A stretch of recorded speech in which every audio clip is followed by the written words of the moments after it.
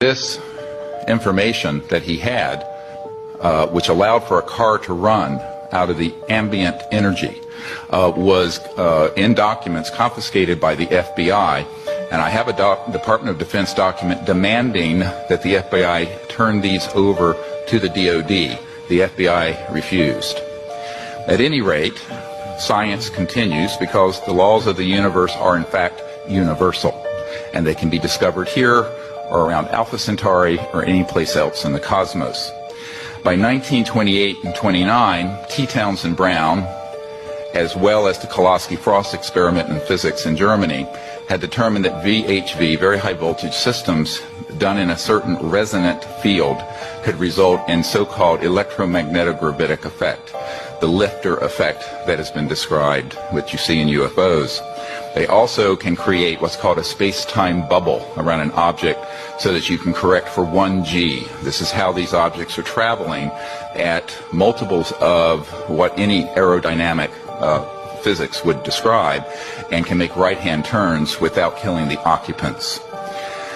Around this same time, there was, in the 1940s and the late 1930s, a number of UFO sightings. This included the so-called Foo Fighters. Yes, it's a famous rock group. However, the Foo Fighters took their name from the reports of these objects seen in the theater of World War II that were flying around our aircraft. We thought it was a secret weapon of the Nazis. The Nazis thought it was a secret weapon of ours. There was Jimmy Doolittle, the famous general. His nephew is a dear friend of mine, and he has testified that General Doolittle was sent by FDR over to the European theater in World War II, investigated the Foo Fighters, and came back and told Roosevelt, and I quote, "They are interplanetary vehicles." So by then, there began a classified program, and which was augmented further by events, as mentioned, in 1941, and then, of course, the famous Roswell event. Those events led to, as Philip Corso describes, a reverse engineering program. As you all know from the famous Wilbur Smith document of 1951 from Canada, it talks about that flying saucers exist, but there's a high-level team headed up by Dr. Vannevar Bush that is studying the, quote, modus operandi of these vehicles. These were the most brilliant scientists, Edward Teller, Oppenheimer, and others, Herman Oberth, amongst others, who were in this team studying how extraterrestrial vehicles move. In October of 1954, a key date I want the committee to remember, we have actionable intelligence from someone who has worked in the National Security Agency and has been in the vault. All of this went deep black because they figured out at that point gravity control.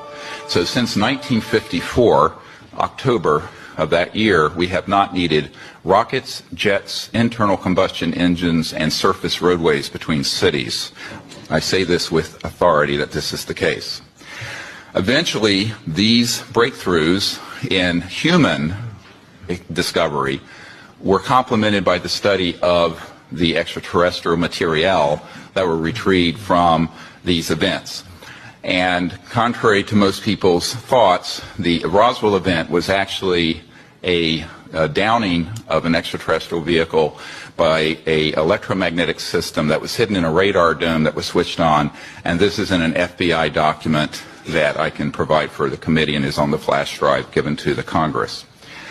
The result ultimately was that there were transdimensional physics that began to be studied that deal with the nexus between electromagnetism, energy generation, anti-gravity, and consciousness. And we have discovered that there is a nexus, and that in fact there are electromagnetic systems that have been developed that can interface directly with what we call coherent thought, the same way that you can interface with a system with lasers, which is coherent light, where you sync up all the wavelengths. Ultimately, these breakthroughs were paralleled with amazing developments in the biological sciences and the experimentation with cloning. And this began many years earlier than was reported from Dolly the sheep in Scotland. This goes a little beyond, I think, what this committee wants to look into.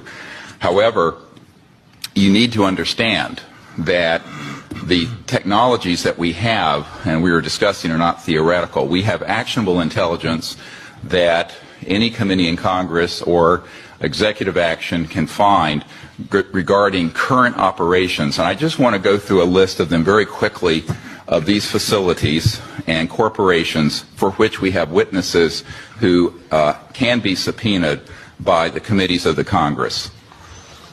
This was developed at the request of Congressman Christopher Cox of Orange County, with whom I met, and was later further developed for the briefing that we put together for President Obama. These facilities are the Edwards Air Force Base and subsections where on at the dry lake bed where the Lockheed Skunk Works operations, Haystack Butte, China Lakes, George Air Force Base, and the closed Norton Air Force Base, where an anti-gravity device, so-called alien reproduction vehicle, for which we have the schematics, was seen by Frank Carlucci and others on our witness team. Tabletop Mountain and Blackjack Control. The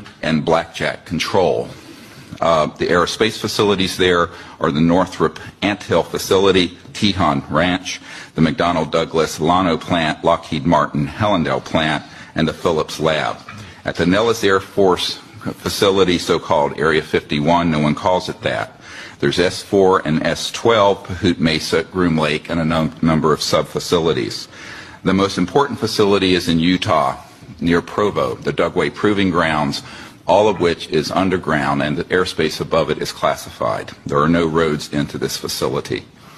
The New Mexico facilities include Los Alamos National Labs with underground connectors to the so-called Dulce area where the biological work is being done, and Kirtland Air Force Base. And the complex there includes Sandia National Laboratories, Phillips Labs, Manzano Mountain Weapons Storage Facility, Coyote Canyon, and the White Sands Complex. In Arizona, near Fort Huachuca, which is Army Intelligence Headquarters, there is a UGB underground base where one of our witnesses, who will testify, worked on 9 separate extraterrestrial vehicles that had been down through advanced electromagnetic pulse weapons, and there are several different species of extraterrestrial biologicals stored at that facility.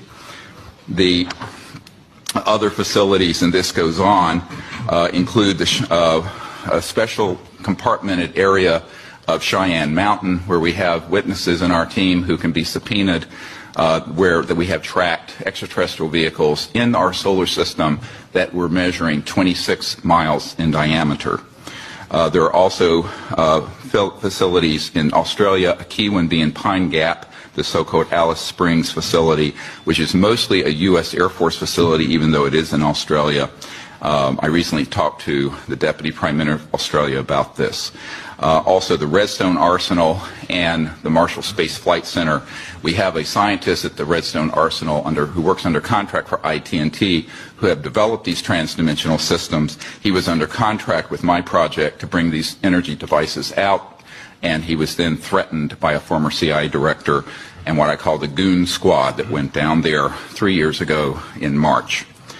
This is just part of the information we have, and this information is on the flash drive given, then that you're all welcome to review. Thank you.